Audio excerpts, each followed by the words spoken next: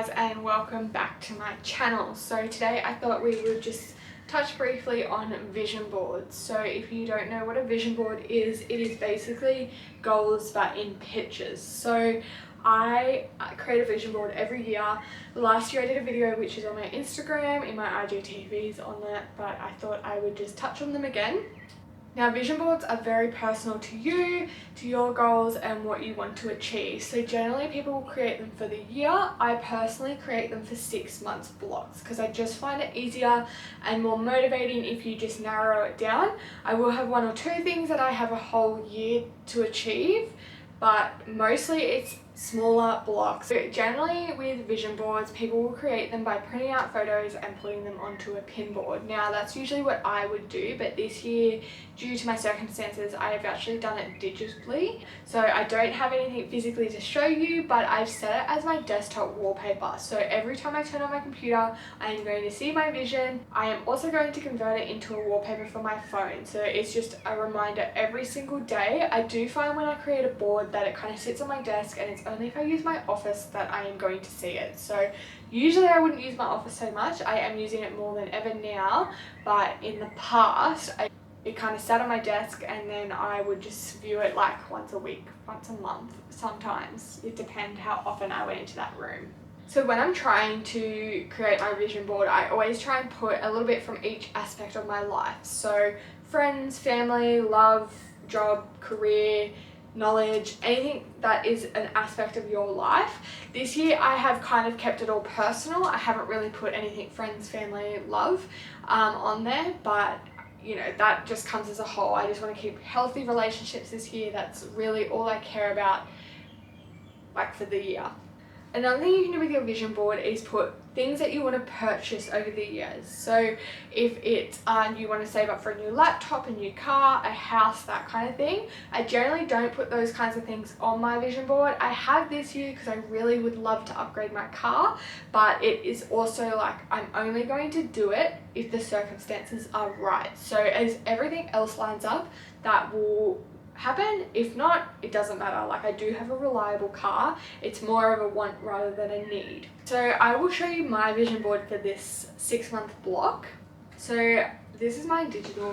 I don't know if you guys can see that. So this is my 2021 vision board. I've got a lot of different aspects on mine. So gym, I would love a golden retriever, car, YouTube, some quotes as well to just keep me motivated towards my goals. So I'm not just going to put any goal like quote on there. I'm going to put quotes that are relevant to my goals. It kind of just fills up the space a little bit better. Also put things like, there's a picture of a desk, so clean spaces, working spaces, and also another picture of someone like working, so that's just my goal to grow my business. Goals are completely personal to you. So like, I could sit here and say, put on buy a house, put on you want to save $10,000, but those might not align to you. So you need to find what aligns to you. When picking your goals, what you want to make sure is that you're choosing goals that are attainable. So there's no point me putting on there that I want to make $1 million in a year, because that is just not going to happen.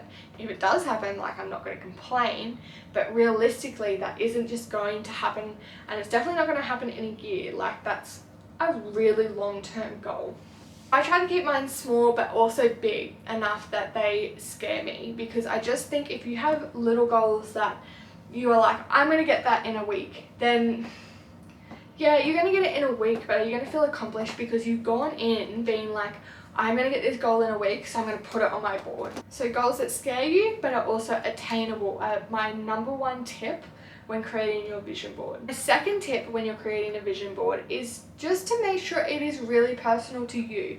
Just because Joe Blow wants to buy a house doesn't mean you need to buy a house that year. So that's one of my goals this year. Like, I don't think I'm going to buy a house, especially while I'm living in Sydney. You never know, but at the moment it is just not part of my priorities. And the other reason I do 6 months goals is because in 6 months I might change my mind. I might be sitting here saying, you know, I'm not going to build a house, but in 6 months it might be a goal of mine. So for me personally, I just find it easier and more motivating if you're reassessing those goals, but you don't have to do that. Like, it is up to you. Like, I know there's methods and everything like that, but it's really just comes down to personal, what works for you, what doesn't work for you, what you're going to be able to achieve, what you're going to be able to stick to. But yeah, so that is just vision boards for me. You do not need to do these at the start of the year. You can do them whenever you like. I strongly encourage that if you are going to go on a new adventure, you create one specific to that new adventure, whether it's fitness,